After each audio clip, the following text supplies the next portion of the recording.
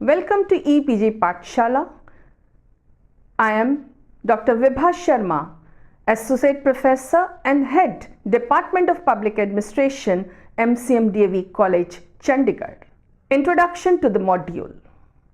In this module, we will discuss about the history of Indian administration from the ancient times till the present time. The Indian administration basically has not changed much since the British era, and we have followed the traditions of the British era. In fact, most of the institutions have been retained by us. In the recent times, in order to bring transparency in the system, the government has introduced Citizen Charter, Right to Information, and other such measures to give a clean government to the people of India. The learning objectives of this module are to understand the contemporary Indian administrative system, its features during the ancient Mughal and British phases, as well as to understand the origin and development of public administration. This is the slide on the pillars of democracy. The pillars of democracy include representation through elections, freedom, rule of law, human rights, secularism, and individual liberty. The next slide has the preamble, and this preamble is the original one as well as the contemporary one depicted in this slide. Now, this slide is concerned with what is public administration. Administration is a subsystem of the political system, that is, an instrument of a political system to execute its purposes efficiently. It is a combination of theory and practice. It promotes a superior understanding of government and its relationship with the society that it governs. It encourages socially responsive public policies, as well as institutes managerial practices attuned to effectiveness, efficiency, and a deeper human requisites of the citizenry. Felix A. Nigro gives a comprehensive definition of public administration. It is a cooperative group effort in a public setting, covers all three branches, executive, legislative, and judicial, and their interrelationships, has an important role in the formulation of public policy and thus is a part of the political process, is different in significant ways from private administration, and is closely associated with numerous private groups and individuals in providing services to the community. This slide shows the image of Woodrow Wilson, father of public administration. Now let us discuss the history of Indian administration. Administrative theory can be viewed as that aspect of history which has its bearing and linkages with the political and governing institutions of the country. The history of Indian administration is divided into ancient, Mughal, and British eras. The first phase, the first era, ancient phase. Different types of administrative systems were in operation in different phases. It is considered that administrative system was started during the Indus Valley civilization. Excavations have indicated that governance in Mohenjo-daro and Harappa was systematic due to the facts that the roads and drainage system was found to be methodologically planned. This also showed that there existed municipal governments which looked after the needs of public and made systematic arrangements for the city governance. This image shows the Indus Valley civilization. There is a standard type of house, a common system of weights and measures, and common script that was the main feature of this civilization. More images during the Indus Valley civilization, the seals as well as the drainage system. The next period is the Rig Vedic period. During this period, administrative units were known as Kul, Gram, Vish and Nation. The smallest unit was family. The head of the village was known as Gramini. Group of villages constituted a Vish under Vishpati. Numerous Vishes constituted a Jan under the administrative head called Gopa, who represented the king. The state was developed form of these villages. The form of government was monarchical and the kingship was hereditary, yet the king was generous in nature. Post-Vedic period. There was a natural increase in the number of officers in administration like finance, inspection, defense. The king used to take advice from Council of Ministers for the smooth functioning of the administration. Council of Ministers were headed by Mukhya Natya. The Sabha and the Samiti used to put limit on the autocracy of the king. The local governments were active under a special minister whose task was to control rural administration and settle disputes. The king was himself head of the judicial administration and was assisted by a number of officials. The epic period. The form of government during the epic age of Ramayana and Mahabharata was monarchical and public administration was sufficiently developed. The head of administration was king, ministers and consuls advised him in governance matters. The main aim of the state was to fulfill dharma, to encourage morality, increase prosperity, happiness of people and safeguard their interests. The state was called Saptangi in Mahabharata by Ved Vyas. The king set an example of high ideals and performance of one's duties. He was also responsible for the welfare of his subjects with special emphasis to merit in administrative recruitment. This slide shows an image of the Mauryan period. It was an era of major development in history of Indian administration, where the empire was divided into provinces, provinces into districts, districts into rural and urban centers for efficient administration. There was a lot of decentralization and villages played a vital role. This slide shows Chanakya, the great Indian political scientist and economist. During the Mauryan period, the king had supreme and sovereign authority. He had supreme executive, legislative, judicial powers of the government. He was the supreme commander of the army and headed the military administration. He was an efficient and well-organized hierarchy of bureaucrats who assisted him in the performance of the functions. Functionaries were conducted by several departments headed by superintendents and a band of clerks, accountants and spies. This slide depicts the medieval or the Mughal phase, which is also considered the second phase. Structure of Mughal administrative system. The entire administrative machinery revolved around the king. He was viewed as the father figure or a king despot by his people. The empire was divided into subas or provinces and provinces into sarkars. Subedar or governor headed the provinces. Sarkars were ruled by officers appointed by the empire and those under the tributary rajas. This slide shows the structure of the Mughal government. Police administration during the Mughal era.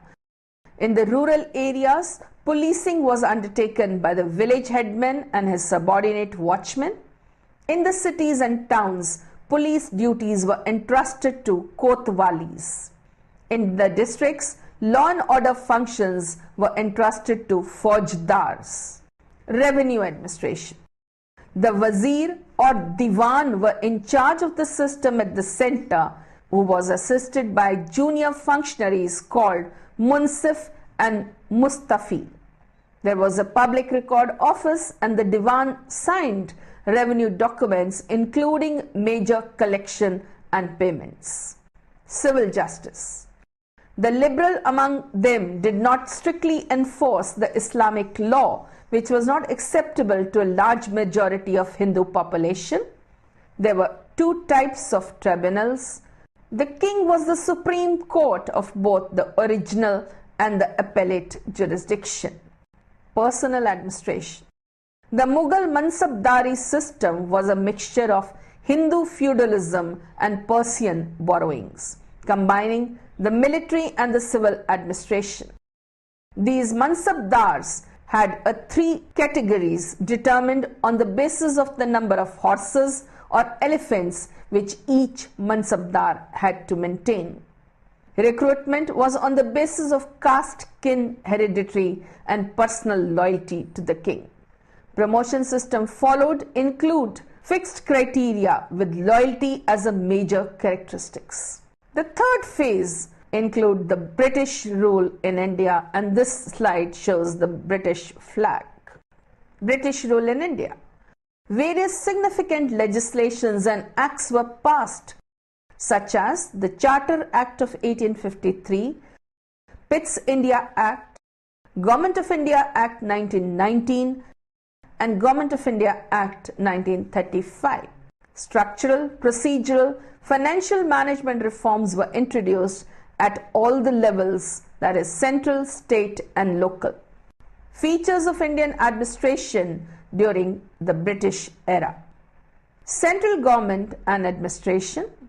Diarchy was introduced by the Government of India Act 1919 and later at the central level through Government of India Act 1935. At the centre, a bicameral legislature was also introduced.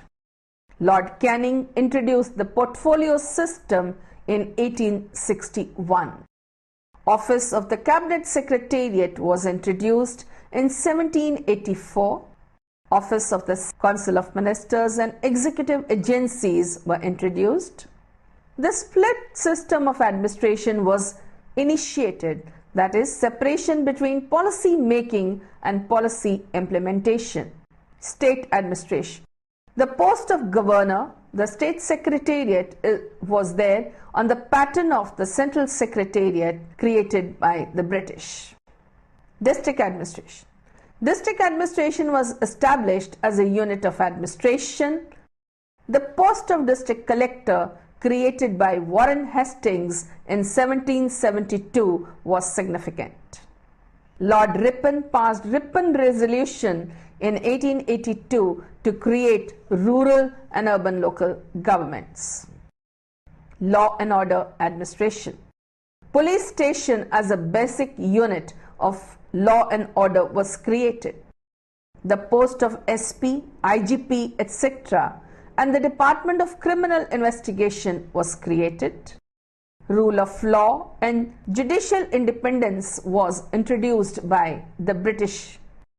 Legislations like Police Act 1861, Indian Penal Code 1860 and Indian Evidence Act of 1872 are the major legislation of the present police and judicial system. Revenue administration. Budget was introduced in 1860. Central Revenue Department created in 1860 to integrate and coordinate the activities of all revenue authorities. Imperial Audit Department Audit Board was set up. The post of CAG was created. Central Public Accounts Committee, Standing Finance Committees were created. Besides this, the paper currency was introduced in 1860. The Government of India Act 1935 established the Reserve Bank of India. This slide we have Lord Morley as well as Lord William Bentinck, two people who have introduced various reforms during the British era in the Indian system. Personal administration. The most important legacy was the creation of civil service. Merit-based service originated with the submission of Macaulay Report in 1854. The idea of specific age limit to complete in the examination was also evolved in 1854. a well-developed pay structure for civil servants was devised. Federal Public Service Commission was created in 1926 and entrusted with the task of recruiting civil servants. The training system was institutionalized by setting up William College in 1800 at Calcutta. Here are some of the popular figures of the Indian independence: Mahatma Gandhi, Shahid Bhagat Singh, Pandit Jawaharlal Nehru, the first Prime Minister of India, Dr. Rajendra Prasad, the first President of India, and a collage of the Indian freedom fighters. All the administrative functions of the Indian administration are drawn from the Constitution of India. Parliamentary type of democracy, both at the center and the state level, where the executive is held responsible in front of the elected legislature. The Constitution is of a federal nature, where the functions are divided between the union government and the state, and the government has three branches: the executive, the legislative, and the judiciary. A few facts regarding the Constitution. The original Constitution of India was handwritten by Prem Bihari Narayan Raizada. This slide shows his image. Here we have Pandit Jawaharlal Nehru and Dr. Rajendra Prasad in their offices performing their constitutional duties.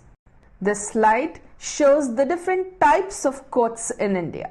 There are three types: the Supreme Court at the apex, the High Court at the state level, and the district courts at the district level. They collectively form the judicial system in India.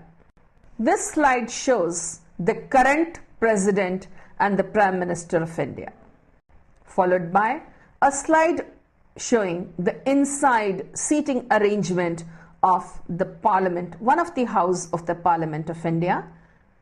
In the other slide, we have our respectable Prime Minister and Finance Minister sitting and attending the proceedings of the Parliament. The next slide deals with state administration. Each state has a similar structure of government headed by the governor reporting to the president.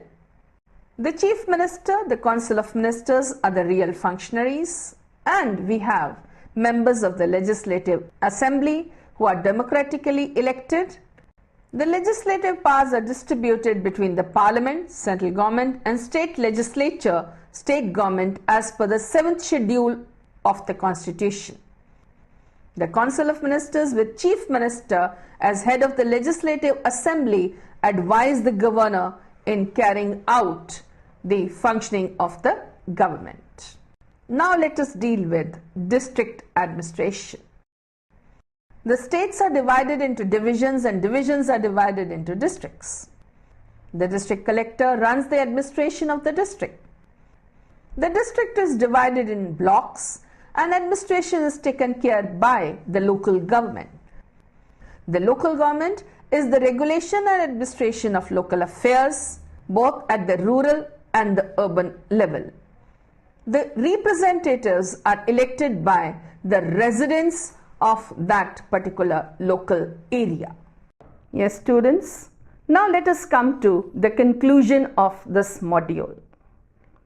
India, we have seen through various slides, has evolved in the system of governance. During different times, we had different forms of government, from monarchy to democracy. Today, we have a democratic system of governance in which we have a government which is made of the representatives of the people. This government is run at the central, state, and local levels by our representatives. We can easily conclude by saying that we have a democratic tradition which is as per the ancient systems, and we have a government of the people, for the people, and by the people. I'm sure students, you have understood the module. Thank you very much.